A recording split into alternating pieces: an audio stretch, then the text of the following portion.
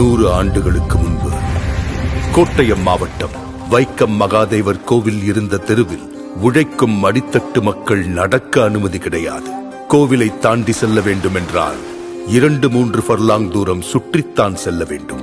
மாதவன் என்னும் வழக்கறிஞர் வழக்காடுவதற்காக நீதிமன்றத்திற்கு சென்று கொண்டிருந்தார்.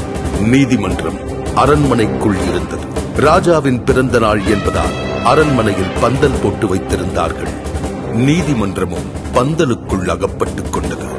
யாருக்கும் எதற்கும் அசைந்து கொடுக்காத விஷ விருட்சங்களாக வளர்ந்து நின்ற சாதியும் மதமும் மாதவனுக்கு அனுமதியை மறுத்தது. நீதியை நெருங்குவதை தீண்டாமை தடுத்து நின்றது. மாதவன் விடவில்லை. அண்ணல் காந்தியடிகளின் ஆலோசனையில் தலைவர்கள் காங்கிரஸ் கட்சியுடன் 1924ஆம் வருடம் மார்ச் 30 அன்று தெருவுக்குள் நுழையும் சத்தியாகிரக போராட்டத்தை தொடங்கினார்கள். உயர் சாதியினரும் விடவில்லை. வைக்கம் போராட்டத்திற்கு எதிரான இயக்கத்தை உருவாக்கினர். காவலர்கள் போட்டிருந்த தடுப்பை கூட நெருங்க விடாமல் போராட்டக்காரர்களை தடுத்தார்கள், மிரட்டினார்கள். கண்ணிருந்தால் தானே பாதை தெரியும் என சுண்ணாம்பு நீரை கண்ணில் வீசி பார்வையை தரித்தார்கள். போராட்டம் தளராமல் தொடர அரசனுக்கு மூக்கு வியர்த்தது. டி.கே. மாதவன், கேசவ மேனன், ஜார்ஜ் ஜோசப் என 19 தலைவர்களையும் கைது செய்தார். போராட்டத்தை வழிநடத்த தலைமை இல்லை. சிறையில் அடைப்பட்ட தலைவர்களுக்கும் வேறு வழியில்லை. காங்கிரஸ் கமிட்டிக்கு கடிதம் எழுதினார்கள். நீங்கள் வந்து போராட்டத்திற்கு உயிரூட்ட வேண்டும், இல்லை என்றால் அரசரிடம் மன்னிப்பு கேட்டு போராட்டத்தை கைவிட வேண்டிய நிலைக்கு தள்ளப்படுவோம் என்றது கடிதம். போராட்டத்தை தாங்கி பிடிக்க இரும்பு கரமே வந்தது. சாதிக்கும் தீண்டாமைக்கும் எதிராக எந்த சமரசமும் இன்றி போராட்டத்தை தொடர புறப்பட்டார் தந்தை பெரியார்.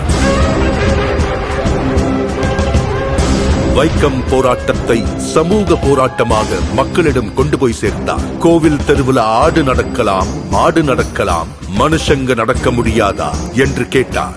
ஊர் ஊராக சென்று பிரச்சாரம் செய்தார். பெரியாரின் ஒவ்வொரு பேச்சும் வெடிகுண்டாக வெடித்து ஆதிக்க சாதிகளை அசைத்தது. மக்கள் கூட்டம் ஒன்று சேர்ந்தது. கலகலத்து போனது திருவிதாங்கூர் சமஸ்தானம். பெரியார் பேசுவதற்கு நீதிமன்றம் தடை விதித்தது. தங்கள் உத்தரவுக்கு மதிப்பளிக்க முடியாமைக்கு வருந்துகிறேன் என பெரியார் பதிலடி கொடுத்தார். கைதும் செய்யப்பட்டார். 1 மாதம் சிறையில் இருந்து திரும்பிய பெரியார் மறுபடியும் வைக்கம் சென்றார். மீண்டும் பிரச்சாரம், மீண்டும் சிறை. இம்முறை 4 மாத கடுங்காவல் தண்டனை. மலையை சிறை என்ன செய்துவிட முடியும்? இந்த நேரத்தில் திருவிதாங்கூர் ராஜா சர் ராமவர்மா திடீரென காலமானார். சிறையில் இருந்தவர்கள் விடுதலை செய்யப்பட்டனர். வெளியே வந்த பெரியார் மீண்டும் போராடினார். பெரியார் தலைமையிலான போராட்டத்திற்கு பலன் கிடைத்தது. திருவிதாங்கூர் ராணி பேச்சுவார்த்தைக்கு முன்வந்தார். அண்ணல் காந்தியடிகளை பேச்சுவார்த்தைக்கு அழைத்தார்கள். பேச்சுவார்த்தைக்கு வந்த காந்தியடிகளிடம் தெருவில் நடக்கக்கூட அனுமதி வழங்குகிறோம், அதற்கடுத்து ராமசாமி கோவிலுக்குள்ளும் நுழைய வேண்டும் என போராடினால் என்ன செய்வது என்று ராணி கேட்க காந்தியடிகள் பெரியாரிடம் பேசினார். பெரியார் தனது நிலைப்பாட்டை விட்டுக் கொடுக்கவில்லை. பாதையை திறந்து விடட்டும், அதற்காக கோவிலுக்குள் நுழைய போராட மாட்டோம் என உத்தரவாதம் கொடுக்க முடியாது. வேண்டுமென்றால் இப்போதைக்கு அதற்காக போராட மாட்டோம் என சொல்லுங்கள் என்றார் பெரியார். பெரியாரை தன் வழிக்கு கொண்டு வர முடியாது என காந்தியடிகளுக்கு புரிந்தது. பெரியாரின் நிபந்தனையை ராணியும் ஏற்றார். கோவிலை சுற்றியிருந்த 3 தெருக்களிலும் உழைக்கும் மக்களின் பாதங்கள் பதிந்தன. 1925ஆம் ஆண்டு நவம்பர் மாதம் போராட்டம் வெற்றி கண்டது.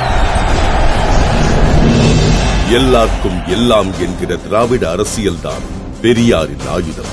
அதை அவர் முதலாக சுழற்றி வீசிய இடம்தான் வைக்கம்.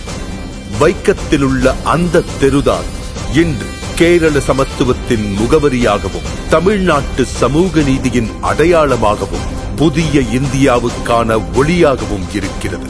இம்மாபெரும் போராட்டத்தின் தொடர்ச்சியாக பொது உடைமையும் சமூக நீதியும் சமத்துவமும் தழைத்தோங்கும் ஆட்சியை அளித்து வருகிறார் கேரள முதல்வர் உயர் திரு பினராயி விஜயன் அவர்கள். அனைத்து சாதியினரும் அர்ச்சகராகலாம், என சட்டம் இயற்றினார் முத்தமிழறிஞர் டாக்டர் கலைஞர் அவர்கள். அதை நடைமுறைப்படுத்தினார் தமிழ்நாடு முதல்வர் உயர் திரு மு.க. ஸ்டாலின் அவர்கள். பெரியார் வகுத்து தந்த சமூக நீதி பாதையில் வீறுநடை போடுகிறது மாண்புமிகு தமிழ்நாடு முதலமைச்சர் திரு மு.க. ஸ்டாலின் அவர்களின் தலைமையிலான சமூக நீதி காக்கும் அரசு. 100 ஆண்டுகளை தாண்டியும் பெரியாரின் பகுத்தறிவு ஓர் ஆயுதமாய் பழமைவாதத்தை வேரறுத்து வருகிறது. இந்நிலை வைக்கம் போராட்டத்தின் நூற்றாண்டை சிறப்பிக்கும் வகையில் தமிழ்நாடு அரசு சார்பில் வைக்கத்தில் அமைந்துள்ள பெரியார் நினைவகம் ரூபாய் 8.14 கோடி மதிப்பீட்டில் புனரமைக்கப்பட்டுள்ளது. புனரமைக்கப்பட்ட நினைவகத்தை இன்றைய தினம் திறந்து வைத்துள்ள மாண்புமிகு தமிழ்நாடு முதலமைச்சர் திரு மு.க. ஸ்டாலின் அவர்களுக்கும் மற்றும் மாண்புமிகு கேரள முதலமைச்சர் திரு பினராயி விஜயன் அவர்களுக்கும் நெஞ்சார்ந்த நன்றி. ஓர் உரிமை போராட்டத்தின் நினைவுகளை தமிழ்நாடு, கேரளா ஆகிய இரு மாநிலங்களும் இணைந்து கொண்டாடுவது சமூக நீதி பயணத்தின் முத்தான தருணம். இந்தியாவின் கவனம் இதை நோக்கி திரும்பும்.